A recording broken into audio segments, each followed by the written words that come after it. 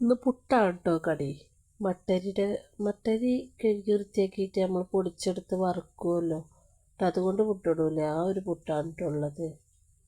ഒന്ന് പുട്ടും മുട്ടക്കറിയൊക്കെയാണ് രാവിലെ തന്നെ ചായ കുടിക്കുക കേട്ടോ. അപ്പം ഞാൻ കാക്കാക്ക് എനിക്കറിയാവുന്ന രീതിയിലൊരു അപ്പം ചുട്ടെടുത്തിട്ടുണ്ടായിരുന്നു കേട്ടോ. കാക്ക ഇങ്ങനെ ഒരു അപ്പം ചുട്ടു, കാക്ക അറിയാമെന്നൊക്കെ ചോദിച്ചിട്ട് മൈദയിലൊരു മുട്ടയൊക്കെ ഒഴിച്ചിട്ട് അങ്ങനെ കലക്കിയിട്ട് ഉപ്പിട്ടിട്ട് ചുടുമല്ലോ.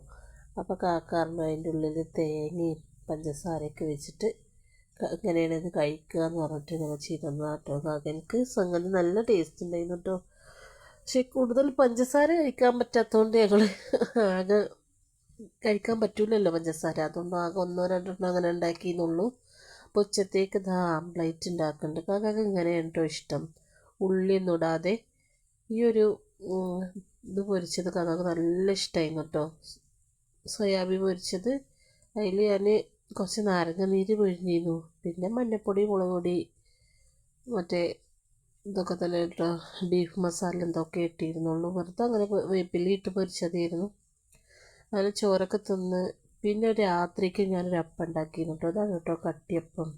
ഇതിൽ ഞാൻ മൈദ, അരിപ്പൊടി, പിന്നെ റവയാണ് ഇട്ട് കൊടുത്തിട്ടുള്ളത്. പിന്നെ ആവശ്യത്തിന് വെള്ളവും ഉപ്പുമാണ് വേണ്ടത്.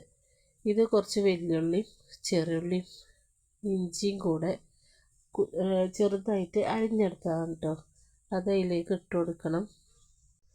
കുറച്ച് നല്ല ജീരകം അഥവാ ചെറിയ ജീരകമൊക്കെ ഉണ്ടല്ലോ, അതും കുറച്ചിട്ട് കൊടുക്കണം കേട്ടോ.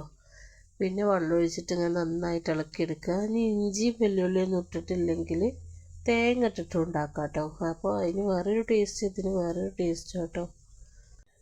അപ്പോൾ അതിന് കുറച്ച് വെള്ളം ഒഴിച്ചിട്ട് അങ്ങനെ ഇതാക്കി എടുക്കുക കേട്ടോ, കലക്കി എടുക്കുകയാണ്. ഈ ഒരു പാകത്തിനൊക്കെയാണ് കേട്ടോ വേണ്ടത്. ഇതെനിക്ക് കാക്ക ഉണ്ടാക്കാൻ പഠിപ്പിച്ചിരുന്നു കേട്ടോ. എന്നാൽ രാത്രി ഇടയ്ക്ക് ഇത് ഉണ്ടാക്കിയാൽ മതി എന്നൊക്കെ പറഞ്ഞിട്ട്. പക്ഷേ കാക്കക്ക് ഇത് ഞാൻ ഉണ്ടാക്കി കഴിഞ്ഞാൽ അധികം അങ്ങനെ നേരാവലില്ല കേട്ടോ. എന്നോട് ഈ ഇതിൽ റവ ഇട്ടില്ലേ, അല്ലെങ്കിൽ ഇതെന്തൊരു ബലം, നന്നായിട്ട് മുരിഞ്ഞിട്ടില്ല എന്നൊക്കെയാണ് കേട്ടോ കാക്കക്ക് എൻ്റെ അഭിപ്രായം. ചില ദിവസം അങ്ങനെ നന്നായിരിക്കണമെന്നും പറയും. ഇപ്പം ഇന്ന് കാക്ക കടലമുട്ടായി ഉണ്ടോ കൊടുത്തിരിക്കണത്. ഇങ്ങനത്തെ രണ്ടെണ്ണം ഉണ്ടാവും. അപ്പോൾ ഒന്ന് ഞാൻ കഴിക്കും, പിന്നെ ഒന്ന് പിന്നെ എടുത്തേച്ചിട്ട് കുറച്ച് കഴിഞ്ഞിട്ട് എപ്പോഴെങ്കിലൊക്കെ എടുത്തിട്ട് എനിക്ക് തോന്നുമ്പോൾ കഴിക്കട്ടോ. അത് മറിച്ചിട്ടെടുത്ത് വേവിച്ചെടുക്കുകയൊക്കെ ചെയ്യണം. പിന്നെ മുകളിൽ രസം നെയ്യ് ഒഴിച്ചിട്ട് വേണം കേട്ടോ മറിച്ചിട്ട് കൊടുക്കാൻ. ഇത് നല്ല ടേസ്റ്റുള്ളൊരു അപ്പമാണ് കേട്ടോ. എനിക്ക് നല്ല ഇഷ്ടമാണ് ചായൻ്റെ കൂടെ ഇതിങ്ങനെ കടിച്ച്, കട്ടൻ ചായൻ്റെ കൂടെ ഇങ്ങനെ തിന്നാൻ നല്ല ഇഷ്ടമാണ് കേട്ടോ. നമുക്ക് പ്രത്യേകിച്ചൊന്നും വേണ്ടല്ലോ.